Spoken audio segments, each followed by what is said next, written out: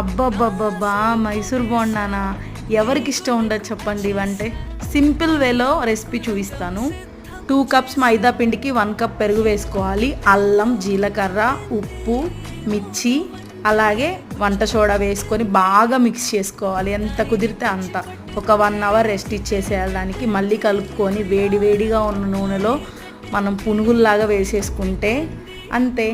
Process చాలా easy, కానీ మైదా పిండి హెల్త్కి అంత మంచిది కాదు కాబట్టి సో నెక్స్ట్ టైం మీకు గోధుమ పిండితో ఎలా వేసుకోవాలి చూపిస్తాను.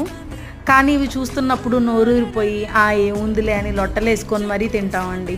సో ఇందులోకి కాంబినేషన్ వచ్చి మనకి పల్లి చట్నీ బాగుంటుంది, అలాగే అల్లం పచ్చడి కూడా బాగుంటుంది. మేమైతే పల్లి చట్నీతో తినేసాము. మీలో మైసూర్ బోండా అంటే ఎంతమందికి ఇష్టం కామెంట్ చేయండి. అలాగే వీడియో నచ్చితే లైక్ చేయండి. Thank you. బాయ్.